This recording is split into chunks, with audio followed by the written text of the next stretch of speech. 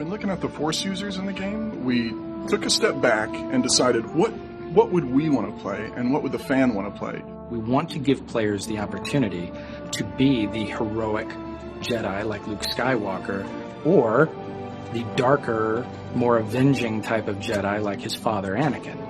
And that's a lot of fun, actually, to create those types of moral choices in the game where players are allowed to express themselves in those terms. The reality is there are so many different types of Jedi. Jedi are not all alike.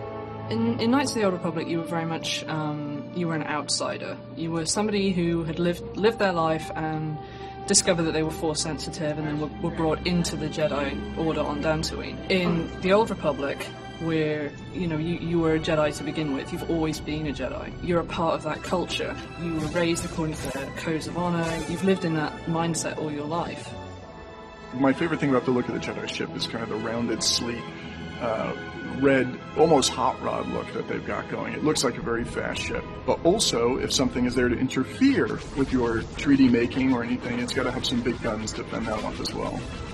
We felt it was really important that every Jedi in the game has a lightsaber and wields it. You actually see the blades making contact, you see the sparks flying, you get that Star Wars feel of the lightsaber clashing. When two lightsabers collide, or look like they collide, that's all based on the animation. The two animations sync up, and we actually spawn an effect off of the lightsaber on that specific frame in the animation to where it looks as if the two sabers are clashing together.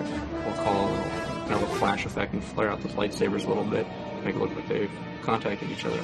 Their lightsabers are more rounded and oddly enough more low-tech, kind of more the 70s Star Wars-y look, which we had a lot of fun incorporating into the look throughout. When we're doing the Consular and Knight, or any class, we look at their colors. When we looked at the Jedi, these are the good guys, so we went with the earth tones. We took these robed monk ideas and then we added to them throughout their play.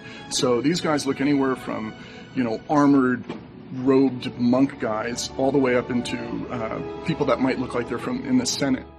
The strategy behind creating two Jedi classes is we knew Jedi were going to be very popular, and we wanted to make sure there were a lot of options for all the people who would sort of gravitate towards the Jedi. So we took sort of the two most iconic things, the lightsaber and the Force powers, and built a class sort of around each of those ideas, and that became the Knight and the Consular. The Jedi Knight is all about high adventure and action and jumping right to the forefront of the battle and leading troops on the last desperate charge to save a world. The Jedi Knight's got a wide array of different melee attacks for different situations. So he'll have different saber moves he uses when he's fighting one tough target versus a bunch of small enemies. And then these attacks, some of them will sort of build up his Force focus, and then other ones will spend it. So he's always got that sort of ebb and flow of building up to his big, strong attacks. If the Jedi Knight's role is to defend the Republic, the Consular's role is to be behind the scenes and to mend it and bring it back together. Diplomacy is a large part of the Consular's storyline, and you can't go into details, but there are times when you actually have to grab people and make them listen to you.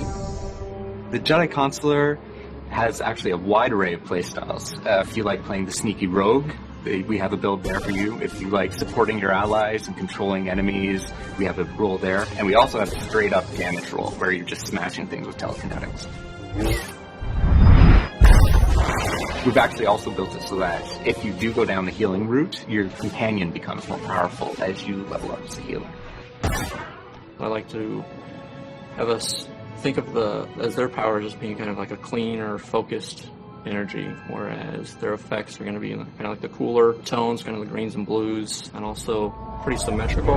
A lot of the effects, I like to have them look as if they're coming from the character. They're not really making magic between their hands and casting that. You can play through the Jedi Knight and get the great, big, thrilling action-adventure movie and play that all the way through, and then you can turn around and you can start a Jedi Consular character and get an entirely new story, just as exciting, but about all new things.